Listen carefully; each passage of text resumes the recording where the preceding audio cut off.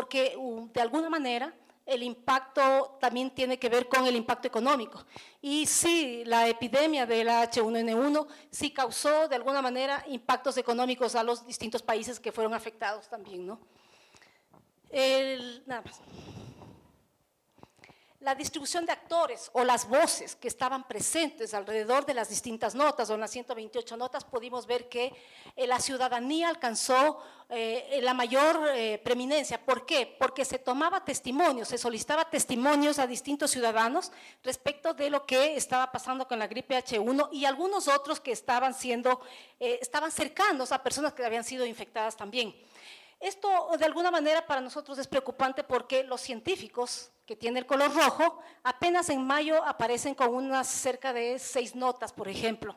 Y nosotros creemos que cuando pasa este tipo de epidemias o este tipo de situaciones complejas, son los científicos los que deberían ser mayormente consultados para explicar ¿por qué sucede estas situaciones? Porque le dan una mayor credibilidad, sobre todo a la información. Creemos que a lo mejor ahí una de las preguntas que se le hace al director de noticias de Coavisa es decir, ¿por qué está pasando esto? Y es que ellos dicen no estamos preparados. Pero hay una cosa contradictoria. Uno de los reporteros de Coavisa es un egresado de la Maestría de Comunicación Pública de la Ciencia, pero él no fue destacado a esta labor de reportería respecto de la gripe H1N1, fue destacados otros periodistas.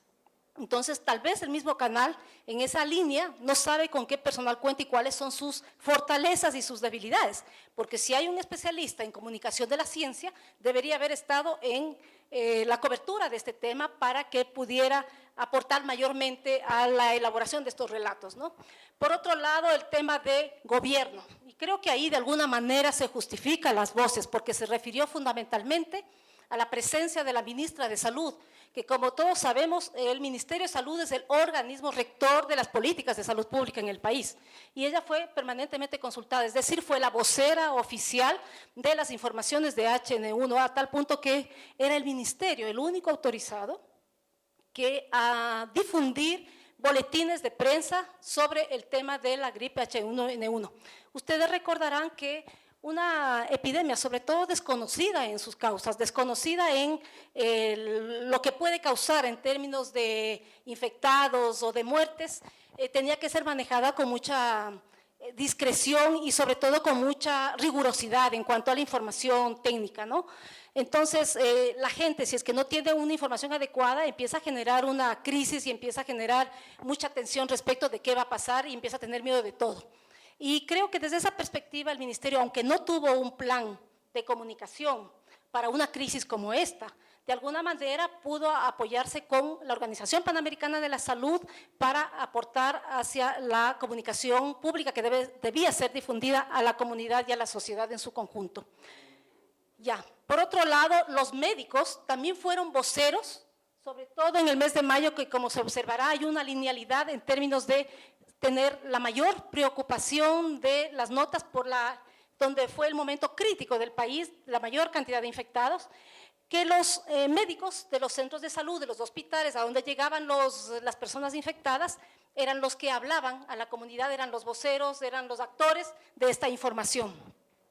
El gobierno, como ya lo dije, y bueno, hay otros actores que eran menores, por ejemplo, los actores de comercio, para saber si estaban afectados o no los comercios, el tema de la industria también, sobre todo el tema de la industria farmacéutica que estaba pasando con la medicación para la gripe H1N1, y escuelas y facultades de medicina, por ejemplo, no fueron consultados.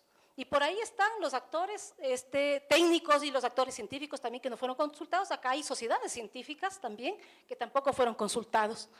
Sigamos. La distribución de las notas.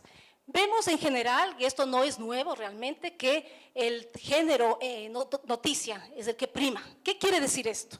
Que la noticia es la forma más fácil de hacer porque requiere menos tiempo, requiere menos elaboración. Muchas veces ni siquiera hay contraste de fuente, hay muy poco contraste de fuente. Y se deja otros géneros en los cuales se tiene que hacer periodismo de profundidad, periodismo de investigación, como el reportaje, como los informes especiales, se dejan de lado y que tienen la mínima representación. Cuando hicimos el estudio comparativo con Brasil, la cosa fue al revés. En Brasil encontramos que el género de profundidad, de periodismo de investigación, tiene la mayor presencia en relación con las noticias. Creo que esa es una deuda que todavía nos deben los medios en términos de darnos una información más contextualizada, más amplia, de más calidad, con mayores elementos para que nosotros saquemos nuestras propias conclusiones.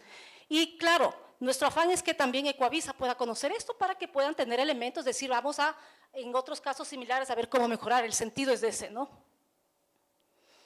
Las notas según el área de conocimiento tiene que ver con epidemiología, la mayor cantidad, y tiene que ver con epidemiología, que es un campo en el cual tiene que ver con, perdón la redundancia, con cómo está la frecuencia de la enfermedad, qué pasa con los fallecidos, todo este tipo de temas. Entonces está acorde con el encuadre de prevención para que la ciudadanía pueda tener esa información, ¿no? ¿Qué es lo que podemos concluir en cuanto a este estudio?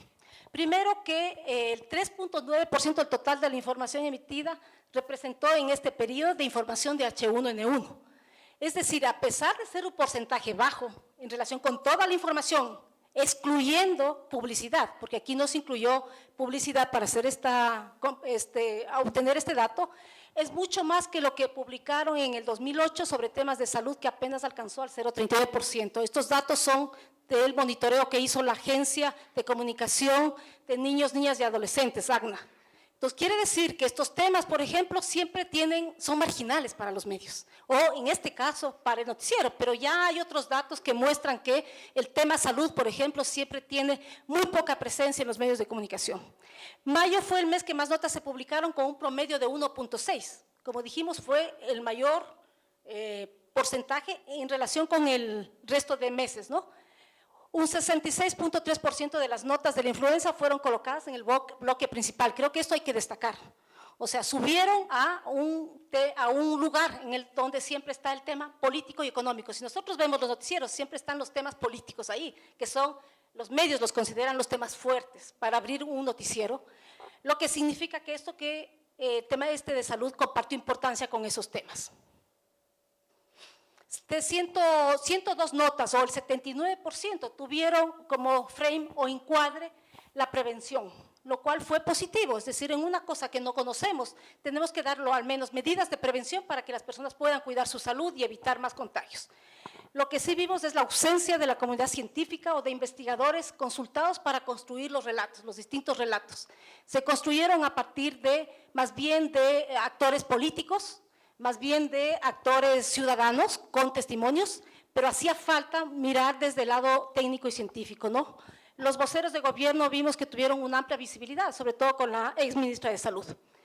Las diversas ediciones del noticiero se nutrieron en su mayoría de notas informativas, lo que ya dijimos, la factualidad de la noticia y la coyunturalidad también de la noticia, la dificultad a lo mejor de conseguir fuentes para que puedan estar en temas de investigación, o que la política editorial del noticiero pueda cambiar en torno a considerar que debe hacer un periodismo de mayor profundidad.